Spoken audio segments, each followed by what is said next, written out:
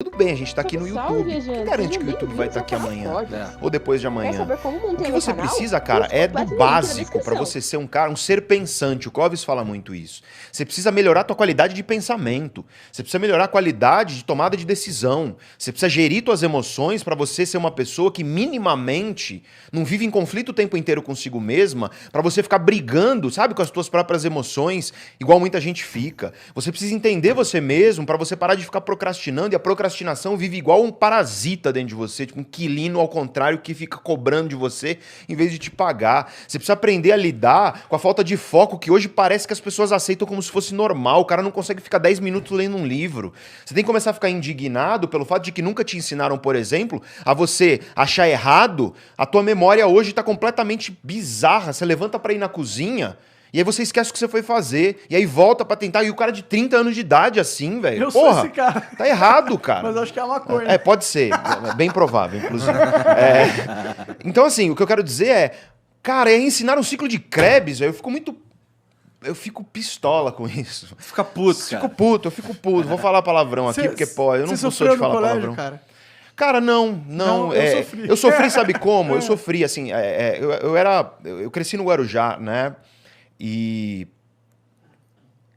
moleque, óculos, né? Eu tô de lente de contato, usava 5 graus e meio de hipermetropia. Então teve o bullying, que me fez mal, e com neuroticismo isso te faz muito mal. Só que eu não sou bobo, né? E aí o que eu fiz? Eu comecei a ficar amigo da molecada do skate. E aí, cara, aí virou uma coisa de quem mexia comigo, mexia com a molecada, e aí eu tava amparado. Então, teve uns caras que Não, mas vieram me pra mim, agredir, mas eles... O meu sofrimento não foi tanto bullying. Aconteceu também, eu acho que acontece com todo mundo. Mas o sofrimento foi mais... Eu me sentia muito não estando no lugar certo sempre, sabe? Quando eu ia pra escola. Tipo, parecia que era um pedágio da minha vida que eu tinha que pagar sempre, Sim. entendeu?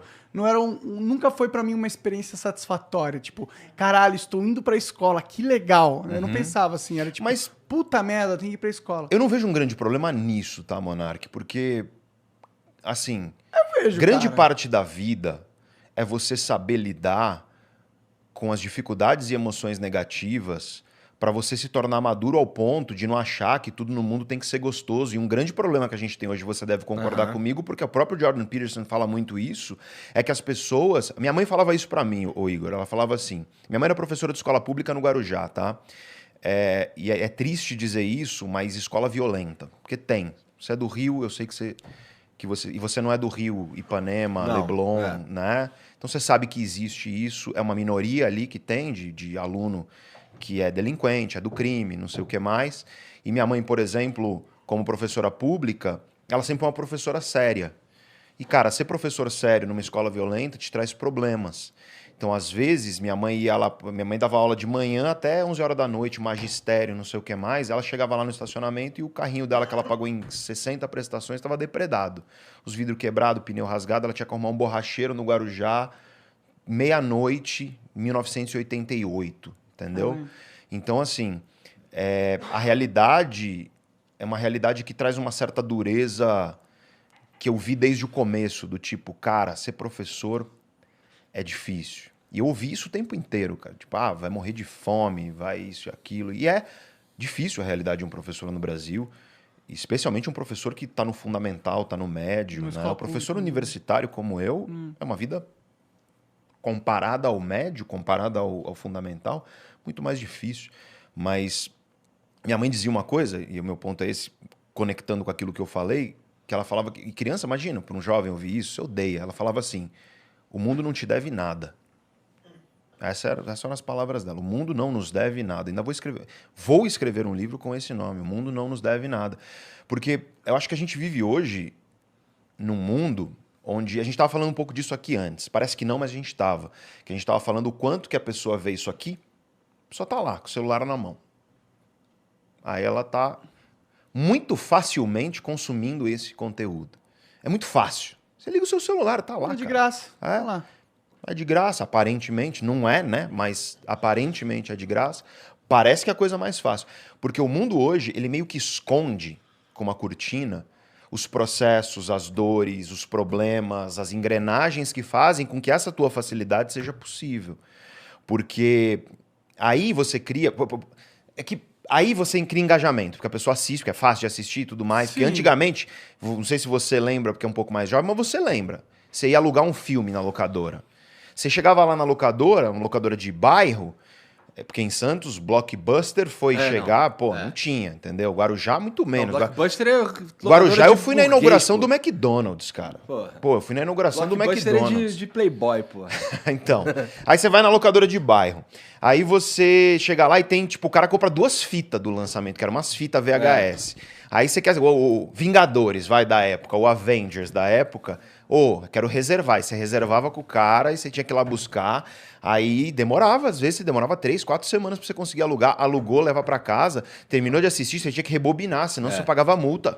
Caralho. Se você não rebobinasse a fita. Aí você tinha que rebobinar a fita e entregar. Atrasou, pagava multa. Cara, pra você assistir um filme, dava um certo trabalho. Você valorizava mais. Hoje em dia você senta lá, liga lá o Netflix, maratona e tal. Hoje eu nem assisto mais filme, pra ser sincero. E eu não tô dizendo que temos que voltar pra fita VHS, porque pode ter gente que fala, pô, o cara tá defendendo. Não é isso. Eu só tô dizendo que, cara, você precisa ser minimamente grato pelo fato de que você aperta o play lá e você paga, sei lá, R$40, R$50, você pode assistir quantos filmes você quiser, quantas séries você quiser, porque era caro, o Igor. Você lembra? Era muito caro. Minha mãe você deixava eu alugar alugar uma fita por fim de semana. Assim, uma fita por fim de semana.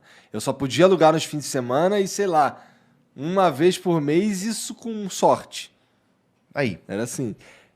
E videogame, que tinha aquelas lan house que você ia lá jogar e tudo mais. Joguei muito CS. Então. Aí você pensa assim, o cara tá defendendo voltar ao passado. Eu não sou desses, cara. O mundo hoje, na minha visão, é o melhor mundo que já teve para as pessoas viverem. Na história da humanidade, sim. Pô, né? óbvio, Sim. sabe? Você vê, a miséria foi reduzida 50% nos últimos 20 anos. É um dado isso. É um dado irrefutável. Tem um livro bom que chama Factfulness. E o nome é em inglês mesmo, não tenho nem como falar em português, porque você vai comprar em português e o nome é mesmo. É Factfulness. É algo como a característica daquilo que é tudo cheio de fatos, né? Que é cheio de fatos. É isso, Factfulness. E ele vai te dizer, cara, por A mais B, que o mundo de hoje é melhor do que o mundo de ontem. E é claro que você dá 2 passos para trás, 3 para frente, 1 para trás, 2 para frente, mas assim, para pra pensar. Você pode argumentar que tá um pouco lento, né? Não, a velocidade, aí eu concordo. A velocidade de progresso, eu acho que ela tá muito aquém do que ela podia ser. Ela podia ser muito maior. Mas... Teve progresso, e não dá e pra aí, negar. da onde veio? Da onde veio você hoje ter menos preocupações do que seus avós Eu fico tinham? puto quando os caras falam que veio da política. Eu também fico puto. Por quê? Porque não veio porque da não política. foi o político que melhorou minha vida, foi a sociedade que melhorou. Tudo é importante. Foi a Política é tecnologia. importante. O político a ele ciência. impede, é por isso que tá lento. É por causa do político.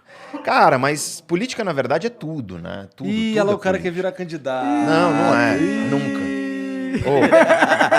O dia que vocês me virem candidato, demenciei. É Alzheimer. Não Aí tenho sim, estômago Pedrão, pra aí isso. sim. Não tenho estômago pra isso porque eu É um acho jogo- que é um jogo que eu pode vejo tudo. eu vejo muita gente que assim, eu acho que assim, se você vai ser bom em alguma coisa, você tem que ter vocação pra aquilo.